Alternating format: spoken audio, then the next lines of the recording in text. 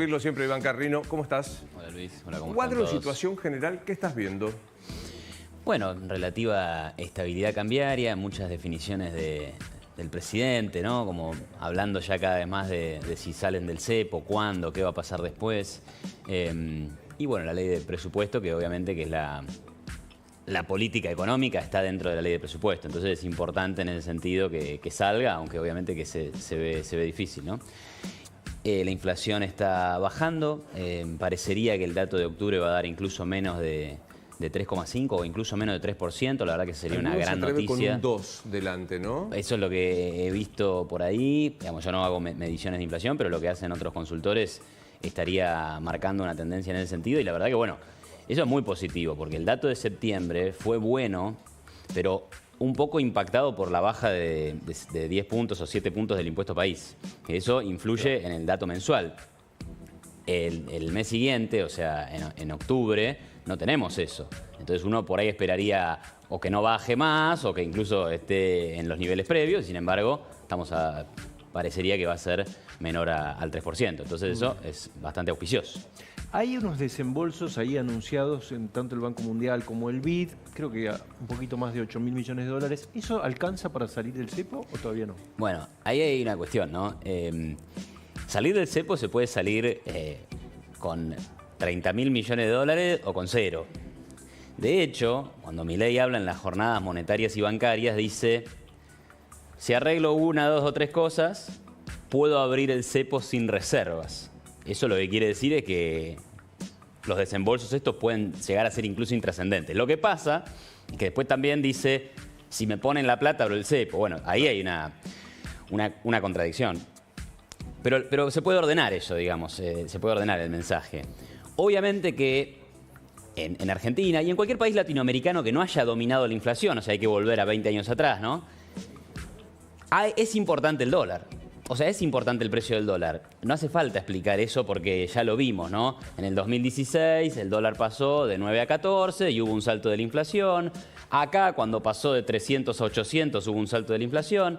Entonces vos querés, para que no se te desencarrile la baja de la inflación, y te gustaría tener un dólar medianamente que tengas capacidad de controlar, en el sentido de que no haya saltos disruptivos. Para eso sí que necesitas reservas. Y hoy en día el Banco Central tiene reservas que son negativas. Vuelvo al 2015. En el 2015, cuando se abre el cepo, también las reservas eran negativas. Lo que pasa es que, bueno, hubo una situación de mucha confianza internacional, buenas expectativas, baja de riesgo país, ingreso de capitales, y el dólar se mantuvo estable. O sea, una vez que saltó, que pasó de 9 a 15, se mantuvo estable. ¿Podría pasar eso acá? Perfectamente. Mañana salen del cepo, el dólar se va a 1.200 y ahí se queda. Porque hay mejora de la confianza, hay algo de ingreso de capitales y hay una política fiscal muy dura y una política monetaria bastante dura también. ¿Infiero entonces de lo que decís o de lo que dice Milei que podría ir a un tipo de cambio fijo, por ejemplo, una vez abierto el cepo? Cuando dice no necesito reservas, abro el cepo, ahí te está diciendo voy a un tipo de cambio flexible. Ahora, cuando también dice, bueno, si me ponen la plata abro ahora, está pensando más, no te digo en un tipo de cambio fijo, pero sí en un tipo de cambio que el Banco Central va a tener la capacidad, si quiere, de mantenerlo más estable, de que no se le escape, de que no de un día para el otro salta 10%. No, eso no pasaría porque el Banco Central estaría listo para intervenir. Pero también puede pasar el caso de que vos tengas o no tengas reservas, al final esos saltos no aparezcan porque no tengas un salto de la demanda, de dólares. ¿Por qué? Porque generas confianza, porque la gente... Ese activo, digamos, claro. Hoy leí a Arriazu en algún... Creo que La Nación es la nota de Arriazu, que lo titulaban como el único economista que la pegó con lo que iba a hacer Milei. Y él remarcaba mucho este activo, confianza, o sea, que despierta Milei. La confianza es clave y sobre todo para el tema cambiario, que después además, bueno, se va a traducir en la economía, en inversión real y demás, ¿no? Pero en el tipo de cambio, claro, cuando la gente tiene desconfianza, ¿vos qué cosas ves?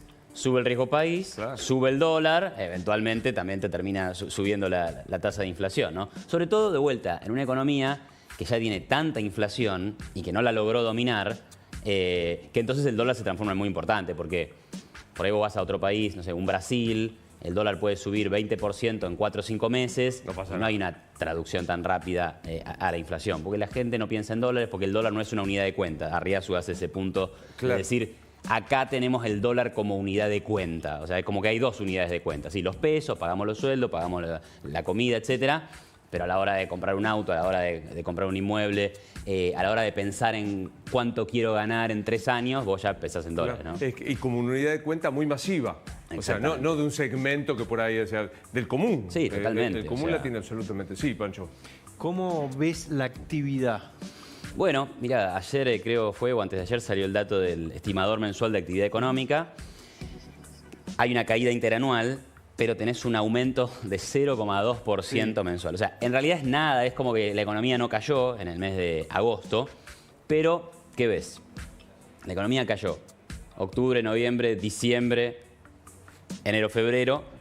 En abril hace un piso, o en abril o marzo, y empieza a recuperar. Este 0,2 no es la gran cosa, pero por lo menos muestra que seguís en ese proceso de lenta recuperación después de esa contracción fuerte que implicó el cambio de gobierno, el cambio de la política económica, el sinceramiento necesario de muchos precios de la economía, entre ellos un sinceramiento parcial del tipo de cambio. Necesariamente esas cosas terminan así, con un golpe inicial y después una recuperación. Estamos en el medio de esa recuperación, está lenta, se necesita que venga más inversión, más confianza y tal vez sí se necesita salir del cepo para Claro. permitir más el flujo de que vengan dólares y salgan dólares, ¿no? Me imagino que te debe pasar, viste, cuando vos tenés un amigo médico, che, tengo esta manchita, podrías ver, y sabiendo que vos sos economista, te deben preguntar, y bancame la pregunta, Sí. brutal, ¿le está saliendo? Si le sale bien al gobierno. Sí, a este gobierno. Sí, a ver, digamos, lo que pasa es que yo digo esto en varias ocasiones que tengo la posibilidad. Ustedes vieron que Milei en el discurso él se presenta como, bueno, un economista liberal libertario, con posiciones muy radicales y demás, ¿no? Pero si uno analiza lo que hace, no hace cosas muy raras. O sea, trabaja con lo que podríamos denominar el manual ortodoxo. Cualquier economista promedio mira a la Argentina del año 2023 y dice, pará, acá hay un déficit fiscal de más o menos 4 puntos o 5 puntos del PBI. La inflación está en 3 dígitos, 150, 200%. ¿Qué hacemos? Y encima la economía no crece, o sea, no es que la inflación está generando crecimiento. Economía estancada, mucha inflación, déficit fiscal. Creo que, o sea, habrá algunos marginales que creen que en ese contexto hay que seguir expandiendo el gasto público, pero son 20 sobre 100. Es más, te diría 5 sobre 100. Los otros 95 dicen, bajar el déficit fiscal para bajar la inflación y para que se reactive la economía. El plan Eso del está gobierno se reduce a eso, o sea, equilibrio fiscal, bajando el gasto público para generar menor riesgo país, menor inflación y como resultado de toda esa mayor estabilidad que se reactive la economía. Claro. Por eso, digamos, sí, está bien, ese enfoque está bien y está viendo resultados, ¿no? Hay menos inflación, hay estabilidad del tipo de cambio en el mercado paralelo y la economía, como decía recién, bueno, algo se está recuperando. Claro, o sea, separemos la mirada económica de la hojarasca dialéctica que nosotros, que el señor Olivera y Cecilia difunden todo el tiempo. O sea, no está haciendo nada estrambótico. Claro, claro. En términos de la política económica es todo bastante convencional. Mira, justo en las jornadas estas donde cerró Milei, habló un economista, a mí me impresionó muy bien, que se llama Rafael Di Tella, por ahí lo conocen porque también ha sido entrevistado y demás, es profesor afuera. Y hizo un análisis, digamos, muy empírico, comparando varios países, los resultados de este tipo de procesos de ajuste. Y dice, mira, sí, se achica el déficit, sube el desempleo, después baja la inflación.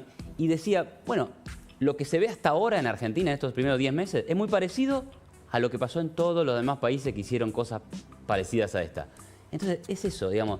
Hay cosas que en economía ya más o menos todo el mundo entiende, Claro. comprende y le parece bien y es el camino que hay que tomar.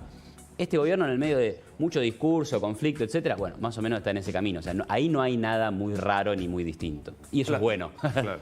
Placer verte. Gracias por la invitación. Bueno, atenti, porque tengo una pregunta.